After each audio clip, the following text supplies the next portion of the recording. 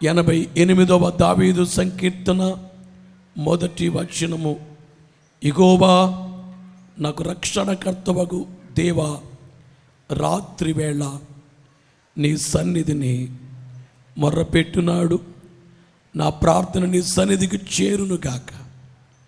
నా మొర్రకు చెవియొక్కము. నేను ఆపదలతో నిండి ఉన్నాను. నా ప్రాణము పాతాళమునకు సమీపించి ఉన్నది. ఈ దావీదు సంకీర్తనలో 150 కీర్తనలు ఇందులో కనబడతాయి. 150లో 73 కీర్తనలు దావీదు గారు వ్రాసినట్లు, 12 కీర్తనలు ఆసాపు వ్రాసినట్లు, ఒక కీర్తన 90వ కీర్తన మోషే గారు వ్రాసినట్లు, 2 కీర్తనలు సొలొమోను గారు వ్రాసినట్లు, ఒక కీర్తన ఇప్పుడు చదువుకున్న 88వ కీర్తన హేమాను వ్రాసినట్లు, 89వ కీర్తన ఏతాము వ్రాసినట్లు.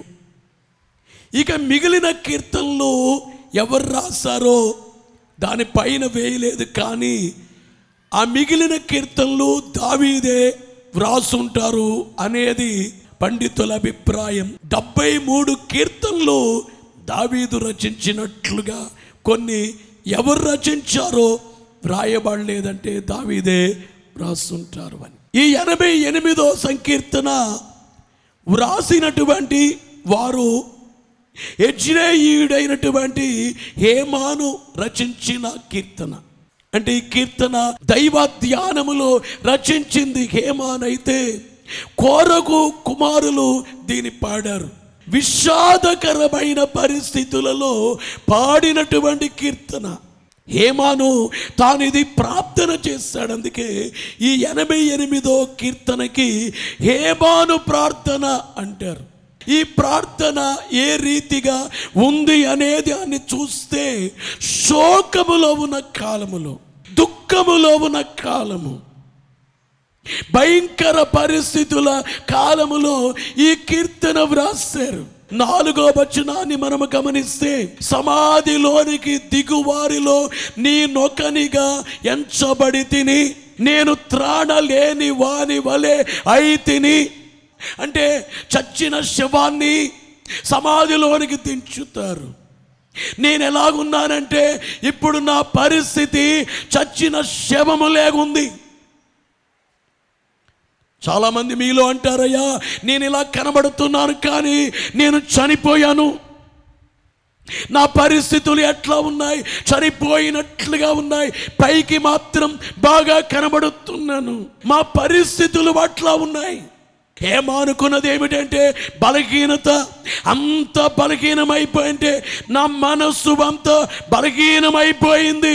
బలహీనుండి, ఇంగ్లీషులో వీక్నెస్ అనే మాట మాట్లాడతారు. వీక్నెస్ అనగా బలహీనత. 15వ వచనాన్ని మనము చూస్తే, బాల్యము నుండి నేను బాధపడి చావునకు సిద్ధమైతిని. ఏమైపోయాను? బాధపడి చావునకు సిద్ధమైతేనంటే ఈ వచనాన్ని మనము చూచినప్పుడు బాల్యము నుండి ఏదో ఈయనకి అనారోగ్యం ఉంది. ఒకటి ఏమిటంటే బలహీనత, రెండోది ఏమిటంటే అనారోగ్యము.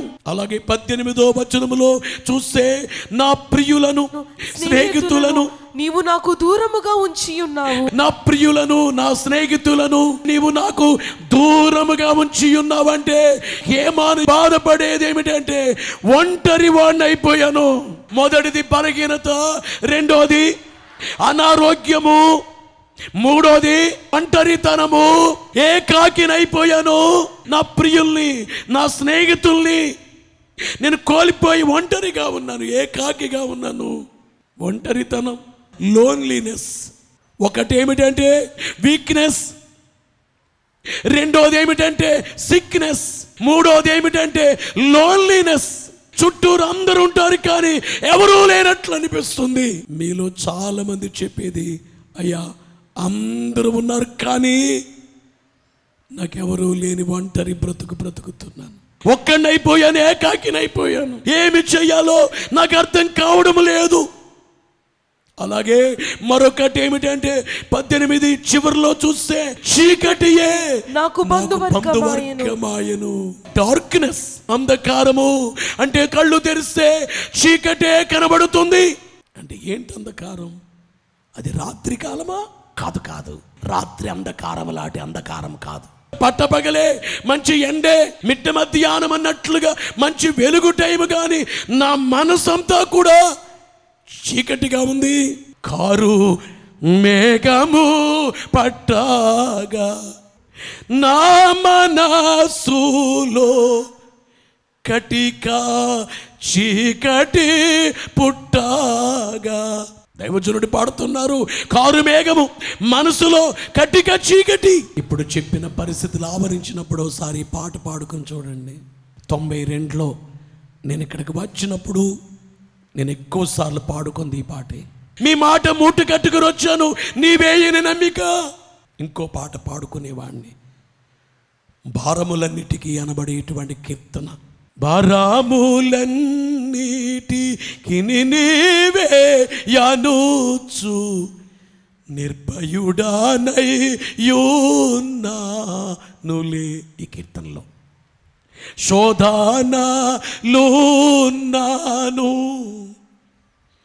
బాధలున్నను గాని బోధింపనే మానలే. స్థలము లేదు, చర్చి లేదు, జనము లేరు, ఏమీ లేదు. కానీ ఏమీ లేకపోయినా మీరు చెప్పిన మాట ఉంది. వాదములున్నాను, భేదములున్నాను.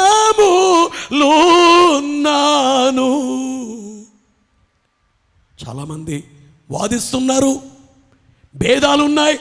బాబు నీవు ఇక్కడికి రావాలా, ఇక్కడ పాస్టర్లు లేరా, ఇక్కడ మందిరాలు లేవా, ఎక్కడో పశ్చిమ గోదావరి జిల్లా నుంచి రావాలా అని వాదిస్తున్నారు. భేదములున్నాయి, వాదములున్నాను, భేదములున్నాను. నాదుండై యున్నావులే ఓ యేసునాదా, నాదుండై యున్నావులే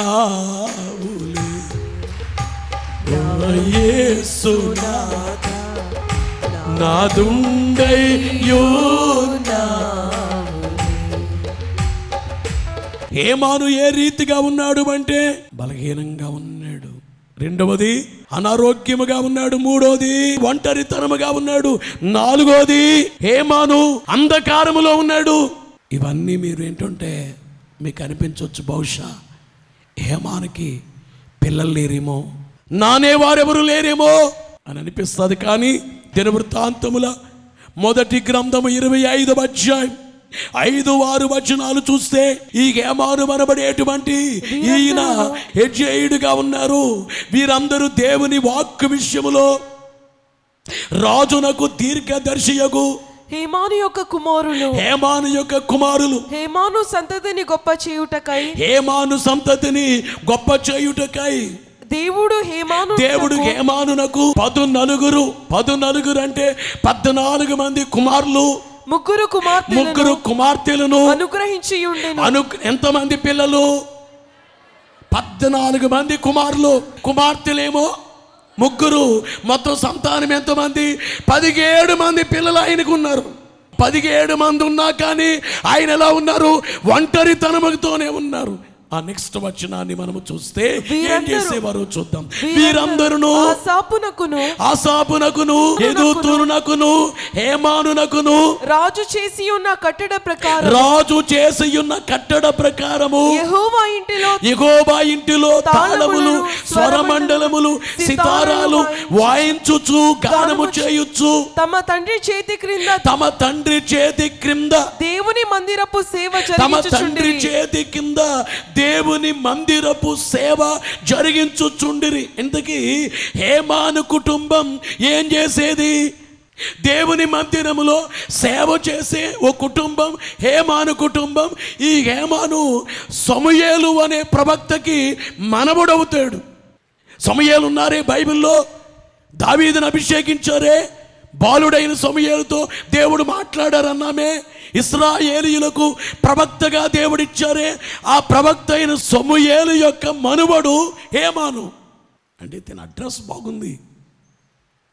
ఎవరమ్మాయివి నువ్వు, ఎవరబ్బాయివి నువ్వు అని అడుగుతారు. మీ తాతయ్య పేరేంటి, మీ ఇంటి పేరేంటి అని అడుగుతారు. హేమాను యొక్క తాతయ్య గారు సమూయేలు గారు. అంటే ఒక ప్రవక్త యొక్క మనవడు. తానెవరూ లేనాయన కాదు. 17 మంది పిల్లల్ని కలిగిన వాడు. యోబుకైతే 7 మంది కుమారులు, 3 కుమార్తెలు. ఈయన అలా కాదు, 14 మంది కుమారులు, 3 కుమార్తెలు. యోబు సంతానము కంటే డబల్ కుమారులు. అంతటా ఆయన, అందులోకి ఆయన ఏదో వేరే వేరే పని కాకుండా దేవుని మందిరములో సేవ చేస్తున్నారు, పాటలు పాడుతున్నారు. హేమాను కుమారులు పాటలు పాడుతున్నారు మందిరములో. దావీదు కాలములో, సొలొమోను కాలములో పాటలు పాడారు. దేవుని ఆలయములో పాటలు పాడటానికి నియమించబడ్డారు. అంటే ఒక శ్రేష్టమైన పని వాళ్ళకు దొరికింది. చాలా పర్యాయాలు ఒక మంచి కార్యాలు చాలా చిన్నగా కనబడతాయి మనకి. కొంతమంది అమ్మాయిలు పాడగలరు కానీ పాడరు. అంటే వాళ్ళు ఇదో భాగ్యం అనుకోరు. బైబిల్ చదవటమో భాగ్యం, అది భాగ్యం అనుకోరు. ఆ రోజుల్లో లేవీయులే మందిరాన్ని తోడవాలి, ఇంకెవరూ శుభ్రం చేయకూడదు. ఈ రోజైతే మనం ఎవరమైనా శుభ్రం చేయొచ్చు మందిరాన్ని, కానీ చేయరు. ఇంటి దగ్గరికి వెళ్ళిపోవాలంతే. కానీ కొంతమంది చివరి వరకు ఉండి చర్చంతా శుభ్రం చేసి, గ్రౌండ్ అంతా శుభ్రం చేసి, ఎందుకంటే ఆ రోజుల్లో వాళ్ళకి మందిరములో పాటలు పాడే భాగ్యము దొరికింది. ఈ రోజుల్లో నాకు మందిరములో సేవ చేసే, శుభ్రం చేసే భాగ్యము దొరికింది. ఆశీర్వాద భోజనాన్ని వడ్డించే భాగ్యము దొరికింది. హేమాను కుటుంబానికి ఏం దొరికింది? తమ తండ్రి చేతి క్రింద దేవుని మందిరపు సేవ జరిగించుచుండిరి. యెహోవా ఇంటిలో తాళములు, స్వరమండలములు, సితారాలు వాయించుచు గానము చేయొచ్చు. అంటే ఏం చేస్తారు?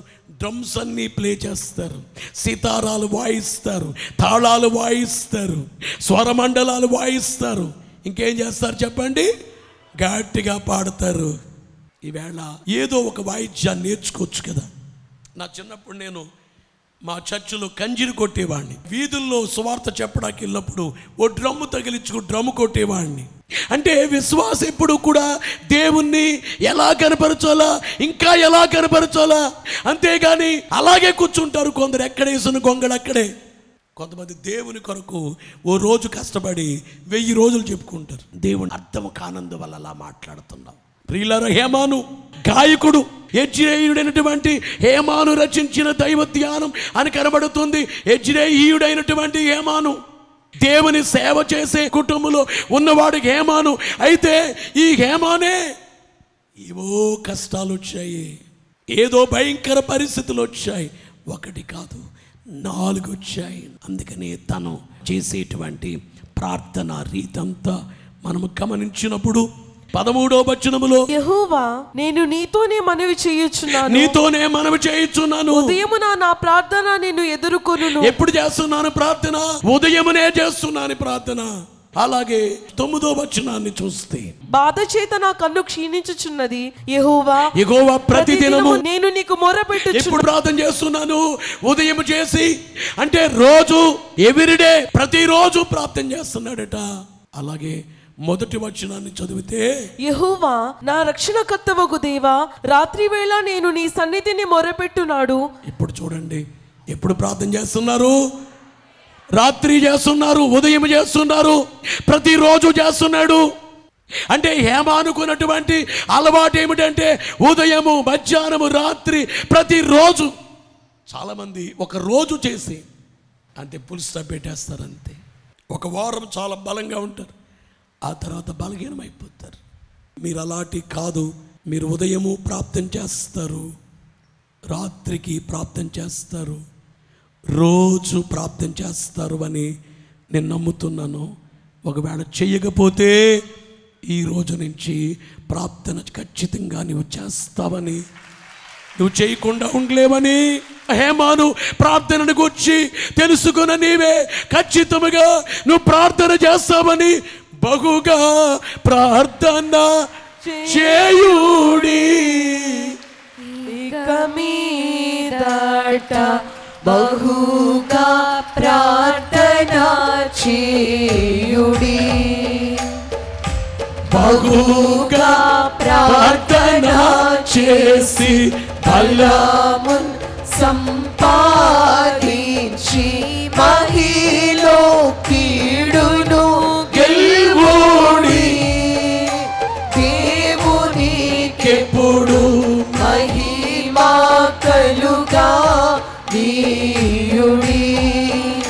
ఈ 88వ ఈ కీర్తనంతా చదివితే హేమాను నమ్మదగిన వాడిగా కనబడతాడు. నమ్మదగిన వాడు యేసు మహారాజుకు నమ్మదగిన వాడు కాబట్టే శ్రమలో దేవుణ్ణి విడిచిపెట్టలేదు.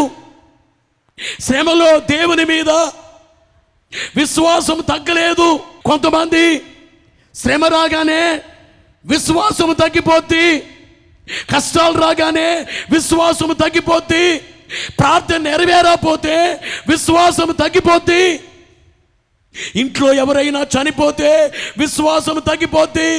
ఈ హేమానుకే 4 భయంకర పరిస్థితులు ఉన్నా కానీ దేవుని మీద ఉండేటువంటి నమ్మకం తగ్గలేదంటే హేమాను నమ్మదగినటువంటి వ్యక్తి. నమ్మదగిన వ్యక్తి అంటే శ్రమల్లో కష్టాల్లో తాను దిగజారిపోయి అవిశ్వాసములోకి వెళ్ళిపోలేదు. బైబిల్లో యోబు అవిశ్వాసములోకి వెళ్ళలేదు. ఈ హేమాను అవిశ్వాసములోకి వెళ్ళలేదు. ఎన్నొచ్చినా దేవా యెహోవా తండ్రి ఎన్ని శ్రమలు వచ్చినా కానీ మీ పాదాల దగ్గరే నేను చచ్చిపోతాను, కానీ నేను బయటికి వెళ్ళి చచ్చిపోను. బోలో యేసు మహారాజుకు. నువ్వెన్నో పాపాలు చేసావు, దేవుని దూరంగా బ్రతికావు, భయంకరంగా బ్రతికావు, దేవునికి అపకీర్తి తెచ్చావు. ఇప్పుడు చెప్పండి, చచ్చిపోయేటప్పుడు సైతానుగాడు కాళ్ళ దగ్గర పడి చచ్చిపోవడం బెటరా, దేవుని కాళ్ళ దగ్గర పడి చచ్చిపోవడం బెటరా? ప్రభువా మీ దగ్గరికి వచ్చాను, నన్ను కొట్టి చంపే. ఆ చచ్చేదేదో మీ దగ్గరే చావాలి. మీ చేతిలో చావడం నాకు భాగ్యం. ఎందుకంటే నన్ను చేసింది మీరు, నా కొరకు సిలువేయబడింది మీరు, నా కొరకు అన్ని ఇచ్చింది మీరు, చచ్చిపోయింది మీరు నా కొరకు. అంటే ప్రభు ఏమంటారు తెలుసా?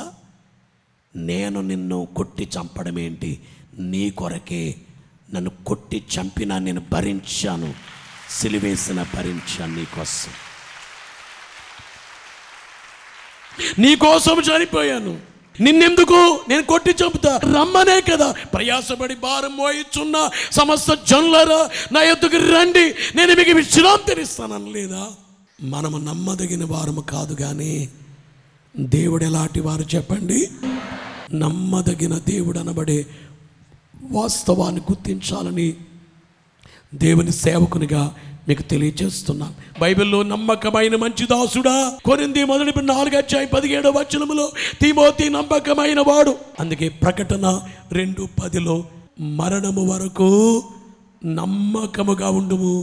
సేవకుడా నమ్మకముగా సేవ ఎంతకాలము, విశ్వాసి నమ్మకముగా ఎంతకాలం? మరణము వరకు. ఎన్ని పరిస్థితులు వచ్చినా కానీ, ఎంత వీక్నెస్, సిక్నెస్, ఎంత లోన్లీనెస్, డార్క్నెస్ ఎంత ఉన్నా కానీ మీ దగ్గర నేను నమ్మకముగా నేను ఉంటానయ్యా. 88లో పైన ప్రధాన గాయకునికి అనే దాంట్లో 2వ యెజ్రెయీయుడైన హేమాను రచించిన దైవ ధ్యానం. హేమాను ఎలాంటి వాడంటే ధ్యాన హృదయాన్ని కలిగిన వాడు. ఎన్నొచ్చినా కానీ దేవుని ధ్యానిస్తాడు. బహుశా గుర్తికొచ్చే వారికి దైవ ధ్యానం అనే మాట పాత మాట, కొత్త మాట మీ అందరికీ తెలుసు కదా. దైవ ధ్యానము. ధ్యానములో ఉండండి, జ్ఞానమిచ్చును సలహా. ధ్యానములో ఉండండి అంటే హేమాను ఎలాంటి వాడంటే దైవ ధ్యానములో ఉంటాడు. క్రిస్మస్ ధ్యానం, శిలువ ధ్యానం, 7 మెట్ల ధ్యానం, రాకడ ధ్యానం. ధ్యానము మన దేశంలో కూడా చాలామంది చేస్తారు. ఆ ధ్యానాన్ని శ్వాస మీద ధ్యాస అంటారు. శ్వాస మీద ధ్యాస అని ఎందరో యోగులు తపస్సులు చేశారు, ధ్యానం చేశారు. అయితే ఈ ధ్యానం ఏమిటంటే శ్వాస మీద ధ్యాస కాదు, శ్వాసనిచ్చిన దేవుని మీద ధ్యాస. దైవ ధ్యానం. యెహోషువ గ్రంథములో 1వ అధ్యాయం 8వ వచనములో ధర్మశాస్త్రమును నీవు బోధింపక తప్పిపోకూడదు, దానిలో వ్రాయబడిన వాటన్నిటిని ప్రకారం తర్వాత చేయుటకు దివారాత్రము దాన్ని ధ్యానించిన ఎడల, అంటే వాక్యాన్ని దివారాత్రము ధ్యానించు. అంటే దైవ ధ్యానము చాలా ముఖ్యం, వాక్య ధ్యానము. అందుకే యేసునామ స్మరణ చేయండి అనే కీర్తనలో ఇట్టి ధ్యానము చేయుచుండిన మీలోని భక్తి గట్టిపడును కాలక్రమమున. దైవ ధ్యానము చేస్తే, దేవుని తలంచుకుంటే మీలోని భక్తి గట్టిపడును కాలక్రమమున. ఇట్టి ధ్యానము వలన మీకు ఎట్టి అప్పు లైన తీరును. ఇట్టి ధ్యానము వలన మీకు ఎట్టి వ్యాజ్యమైన గెలుచును. ఇట్టి ధ్యానము వలన మీకు ఎట్టి నిందాయైన అణుగును. ఇట్టి ధ్యానము వలన మీకు ఎట్టి కలహమైన ఆగును. ఇట్టి ధ్యానము వలన మీకు వట్టి మాట వట్టి తగును. ఇట్టి ధ్యానము వలన మీకు వట్టి మాట వట్టి తగును. ప్రభునందు ప్రియులారా, ఈ యొక్క హేమాను మొదటిగా నమ్మదగిన వాడు, నమ్మకమైన వాడు. రెండవదిగా దైవ ధ్యానము చేసేటువంటి వ్యక్తి హేమాను. తనకు శ్రమలు వచ్చినా కానీ ఏ విడిచిపెట్టలేదు, ధ్యానం విడిచిపెట్టలేదు. పరిస్థితులు విషమించినా కానీ ధ్యానం ఎందుకంటే దేవుణ్ణి ఎరిగిన వ్యక్తి. ఎన్నొచ్చినా దేవుని విడిచిపెట్టి వెళ్ళిపోతే నష్టపోతాను. దేవుని దగ్గరే ఉంటే, దేవుడు మౌనంగా ఉన్నారంటే ఈ మౌనము తర్వాత ఖచ్చితంగా దేవుని కార్యము జరుగుతుంది. కొన్నిసార్లు దేవుడు నిశ్శబ్దంగా ఉంటారు. నువ్వు ఒంటరిగా ఉన్నా, నువ్వు లోన్లీనెస్లో ఉన్నా, లేక డార్క్నెస్లో ఉన్నా, లేక వీక్నెస్ కలిగి ఉన్నా, సిక్నెస్ కలిగి ఉన్నా, దేవుడేమి మాట్లాడరు, మౌనంగా ఉంటారు. మౌనం అది నిశ్శబ్ద కాలం. ఇప్పుడే ఇన్ని ప్రార్థనలు చేస్తున్నానే జవాబు రాలేదండి. బైబిల్లో మలాకీ గ్రంథానికి మత్తయి సువార్తకి మధ్య 400 సంవత్సరాలు నిశ్శబ్ద కాలం. దేవుడు కనబడలేదు, మాట్లాడలేదు, ప్రవక్తల్ని పంపించలేదు, మౌనంగా ఉన్న కాలం. అందరూ ఆశ్చర్యం, ఏమిటిది, దేవుడు కనబడరే, మాట్లాడరే.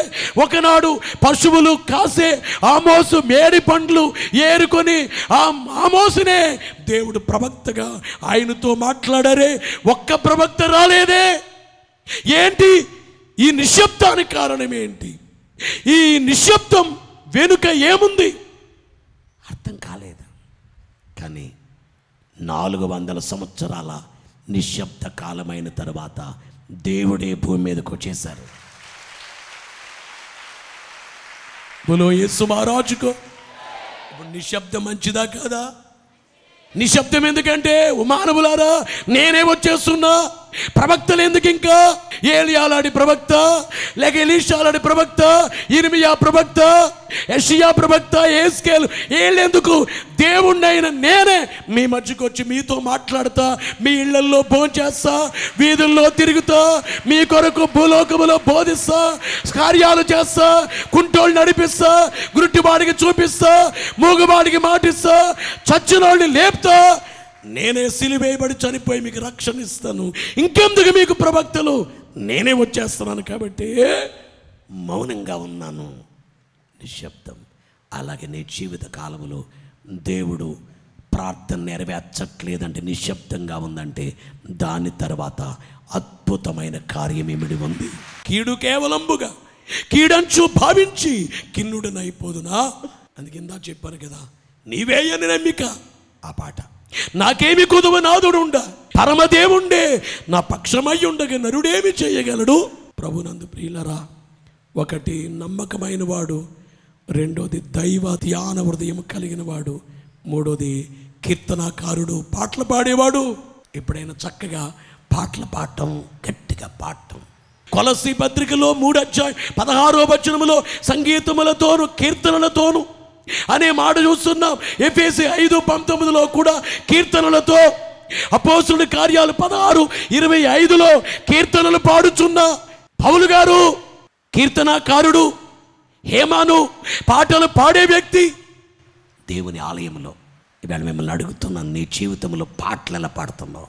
నీ స్వరము దేవునికి ఇస్తున్నావా? ప్రభునందు ప్రియులారా, కీర్తనాకారుడు. నెక్స్ట్ రక్షణ. అందుకే మొదటి వచనములు యెహోవా నా రక్షణకర్తవగు దేవా అంటున్నాడంటే రక్షణ అంగీకరించిన వ్యక్తి హేమాను. యెహోవాయే నా రక్షకుడు. అలాగే ఈవేళ యేసే నా రక్షకుడు, నా పాప విమోచకుడు యేసే, నాకు మోక్ష దాత యేసే, నా పాపాలు కడిగేది యేసు రక్తమే, నాకు మోక్షమునకు మార్గం యేసే. బోలో యేసు మహారాజుకు.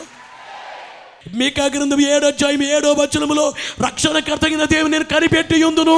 హబక్కూకు గ్రంథములో 3:18 ఏమున్నా లేకపోయినా నేను నా దేవుని యందు నేను సంతోషించేదను. 5వదిగా చూస్తే ఈయన ప్రార్థనాపరుడు. ముందే విన్నాం, రాత్రి ప్రార్థన చేస్తున్నారు. హేమాను ఉదయము ప్రార్థన చేస్తున్నాడు, ప్రతిరోజు ప్రార్థన చేస్తున్నాడు హేమాను. మీ అందరికీ తెలియచేసేది, నీ జీవితంలో కూడా వీక్నెస్, బలహీనత నిన్ను ఆవరించుంది. సిక్నెస్, అనారోగ్యం నిన్ను ఆవరించుంది. లోన్లీనెస్, నీకు ఒంటరితనం నువ్వు అనుభవిస్తున్నావు. 4 డార్క్నెస్, గాఢాంధకారం, చీకటి నిన్ను అలుముకుంది. అయినా దేవుని వైపే నువ్వు చూచినప్పుడు ఖచ్చితంగా విజయాన్ని చూస్తా. విశ్వాసం ఓడిపోదు. విశ్వాసకి విజయమే. మనం ఓడిపోతామేమో, కానీ మనలో ఉండే విశ్వాసం ఎప్పుడు ఓడిపోదు. ఈ యొక్క హేమాను నమ్మదగిన వాడు. 2వదిగా ఎలాంటి వాడు? దైవ ధ్యానం చేసేటువంటి వ్యక్తి. 3వది ఎలాంటి వాడు? కీర్తనాకారుడు. 4వది రక్షణ అంగీకరించిన వాడు. 5వది ప్రార్థనాపరుడు. సిలువ వేయబడి చనిపోయి తిరిగి లేచిన ప్రభు మళ్ళా రానయ్యున్నారు, రాకడకు సిద్ధపడి. మేఘమెక్కే భాగ్యము దేవుడు మీకు ఎల్లరికూ మెండుగా దయచేయును గాక.